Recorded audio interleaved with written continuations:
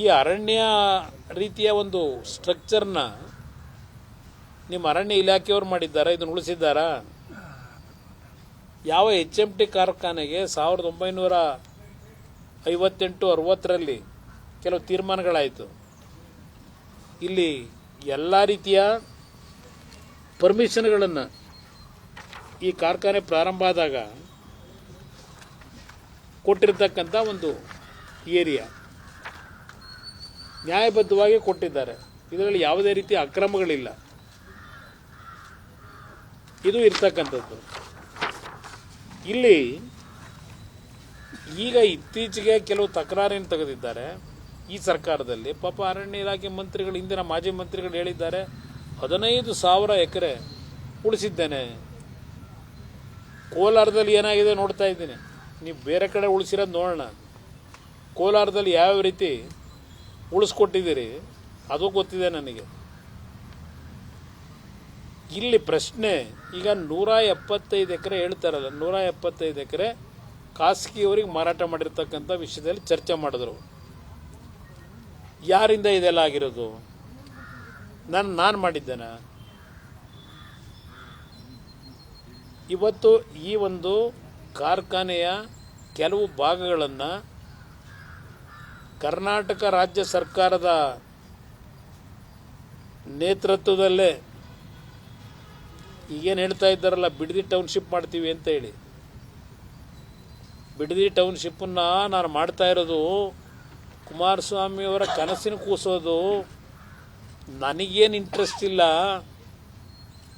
ಕನಸಿನ ಕೂಸನ್ನು ಇವತ್ತು ನಾನು ಬೆಂಗಳೂರು ನಗರ, ಬೆಂಗಳೂರು ದಕ್ಷಿಣ ಭಾಗವನ್ನು ವಿಶ್ವಕ್ಕೆ ಮಾದರಿಯಾಗಿ ನಾನು ಮಾಡ್ತೀನಿ. ನೆನೆ ಹೇಳಿದ್ದಾರೆ ವಿಶ್ವಕ್ಕೆ ಮಾದರಿ ಮಾಡ್ತೀನಿ ಅಂತ. ನೀವು ಈ ರಾಜ್ಯದಲ್ಲಿ SM ಕೃಷ್ಣ ಅವರ ಸರ್ಕಾರದಲ್ಲಿ UD ಮಿನಿಸ್ಟರ್ ಆಗಿ, ಅರ್ಬನ್ ಡೆವಲಪ್ಮೆಂಟ್ ಮಿನಿಸ್ಟರ್ ಆಗಿ ವಿಶ್ವ ದರ್ಜೆಗೆ ಬೆಂಗಳೂರು ನಗರ ತೆಗೆದುಕೊಂಡು ಹೋಗಿರೋದು ಇಲ್ಲೇ ನೋಡ್ಬೋದು. ಈ HMT ಆವರಣದಲ್ಲಿ ವಿಶ್ವ ದರ್ಜೆಗೆ ಯಾವ ರೀತಿ ತೆಗೆದುಕೊಂಡು ಹೋಗಿದ್ದೀರಿ. ಯಾವುದೋ ವೆಲ್ಲಿಂಗ್ಟನ್ನು, ಪ್ರೆಸ್ಟೀಜು, ಬ್ರಿಗೇಡು ಅಲ್ಲ, ಹಲವಾರು ಇದ್ದಾವೆ ಇಲ್ಲಿ. ನೀವು ನೋಡಿದ್ರಿ ಬಿಲ್ಡಿಂಗ್ಗಳು. ನಮ್ಮ HMT 100 ಜನ, 1000 ಜನಕ್ಕೆ ಅನ್ನ ಕೊಟ್ಟಂಥ ಸಂಸ್ಥೆ. ಒಂದು ಕಡೆ ಬಿಲ್ಡಿಂಗ್ಗಳಲ್ಲಿ ಇರ್ತಕ್ಕಂಥ ಕಿಟಕಿಗಳು, ಪಟಿಕೆಗಳು ಎಲ್ಲ ಕಿತ್ಕೊಂಡು ಒಂದು ಕಡೆ ಅನಾಥವಾಗಿ ನನ್ನ ನೋಡ್ರಪ್ಪ ಅಂತ ಅಲ್ಲಿ ಆ ಬಿಲ್ಡಿಂಗ್ಗಳು ಅಳ್ತಾವೆ. ಇನ್ನೊಂದು ಕಡೆ ಬೃಹದಾಕಾರವಾಗಿ ಕಟ್ಟಿದ್ದಾರೆ ಇದೇ ಜಾಗದಲ್ಲಿ, HMT ಜಾಗದಲ್ಲಿ. ಯಾವ ಕಾಲದಲ್ಲಿ ಇವೆಲ್ಲ ನಡೀತು ಈಶ್ವರ ಖಂಡ್ರೆ ಅವರೇ? ನೀವು ಹೇಳ್ತಕ್ಕಂಥ ರೀತಿಯಲ್ಲಿ ಇವೆಲ್ಲ ಅರಣ್ಯ ಇಲಾಖೆಗೆ ಸೇರಿದ್ರೆ ಆ ಬಿಲ್ಡಿಂಗ್ಗಳನ್ನೆಲ್ಲ ಏನು ಮಾಡ್ತೀರಿ? ಈಗ ಪರ್ಮಿಷನ್ ಕೊಟ್ಟರೆ ಯಾರು ಆ ಬಿಲ್ಡಿಂಗ್ ಕಟ್ಟಲಿಕ್ಕೆ? ಆ ಜಾಗ ಕೊಡಬೇಕಾದ್ರೆ ಯಾರ್ಯಾರ ಪಾಲಿದೆ?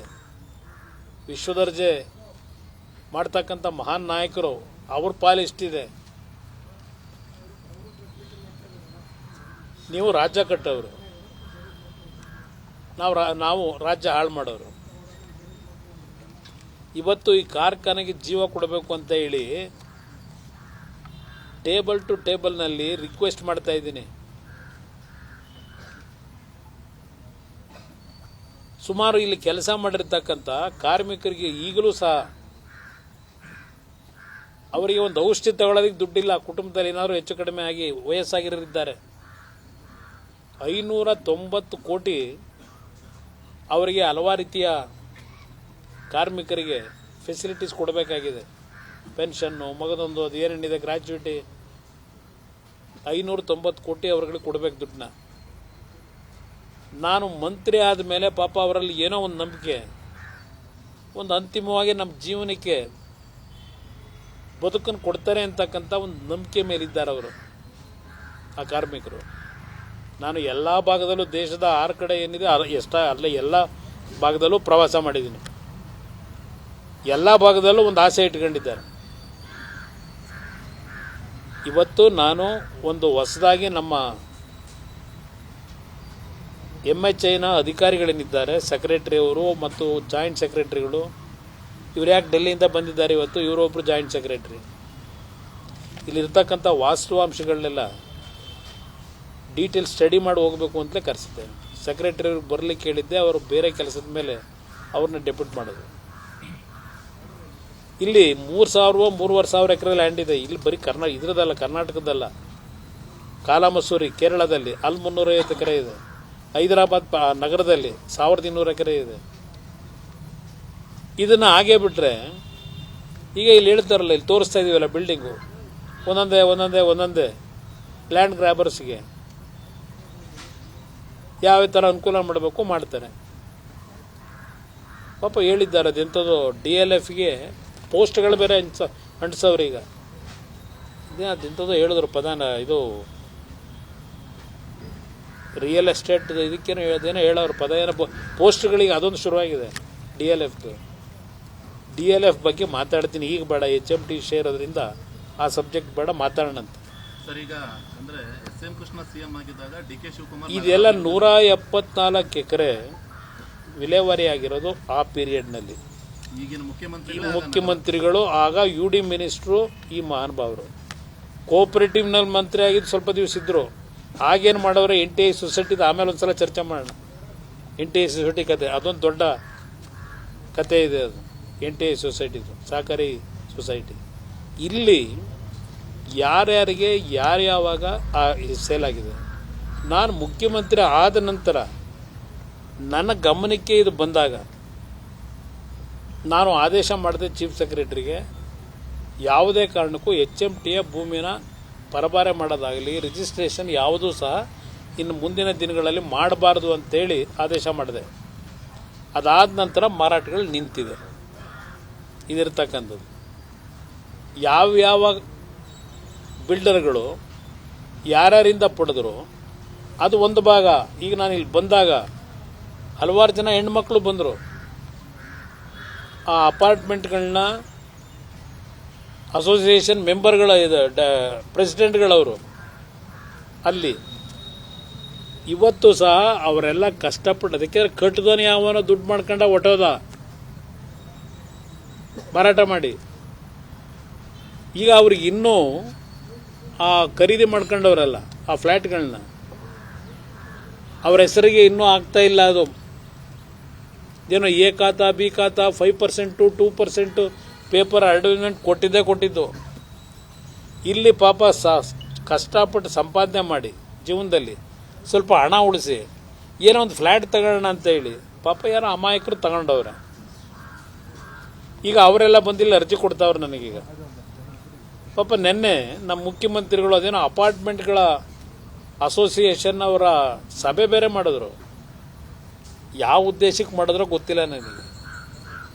ಯಾರು ಮಾಲೀಕತ್ವ ಹೊಂದಿದ್ದಾರೆ ಅವರಿಗೆ ಎಲ್ಲ ರೀತಿಯ ಸರ್ಕಾರದಿಂದ ಅನುಕೂಲ ಮಾಡಿಕೊಡ್ತೀನಿ ಅಂತ ಏನೋ ಒಂದು ಭಾಷಣನೂ ಮಾಡಿರಬೇಕು. ನಾನು ನೋಡಿಲ್ಲ ಆ ಭಾಷಣದ ಟೆಕ್ಸ್ಟ್, ನಾನು ನೋಡಿಲ್ಲ. ಎಲ್ಲ ಒಂದು ತುಣುಕಿ ಯಾರೋ ಹೇಳಿದ್ರು, ಈ ಥರ ಆಗಿತ್ತು, ನೆನ್ನೆ ಕರೆದಿದ್ರು ಮೀಟಿಂಗ್. ನಾನು ಇವ್ರ ಪಾಪ ಇಲ್ಲಿ ಹೇಳ್ತಾವ್ರಲ್ಲ, ಈಗ ನಿಮ್ಮ ಕಾಲದಲ್ಲಿ ಮಾರಾಟ ಮಾಡಿಸಿ ಸ್ಟೇಟ್ ಗೌರ್ಮೆಂಟ್ ತಗೊಂಡಿರೋ ಡಿಸಿಷನ್ ಅಂತ ಹೇಳ್ತಾರೆ. ಇಲ್ಲಿ ಅದು ಹೆಂಗೆ ತಗೊಂಡ್ರೂ ಗೊತ್ತಿಲ್ಲ ನನಗೆ. ಸೆಂಟ್ರಲ್ ಗೌರ್ಮೆಂಟಿಗೆ ಕೆಲವು ದೇಶದ ಗ್ರೋತ್ಗೆ ರಿಸರ್ಚ್ ಸೆಂಟರ್ಗಳಿಗೆ ಕೊಟ್ಟಿರೋದಕ್ಕೆ ನನ್ನ ತಕರಾರಿಲ್ಲ. ಇವತ್ತು ಹಲವಾರು ಕೇಂದ್ರ ಸರ್ಕಾರದ ಇಲಾಖೆಗಳು ಕೊಟ್ಟಿದ್ದಾರೆ.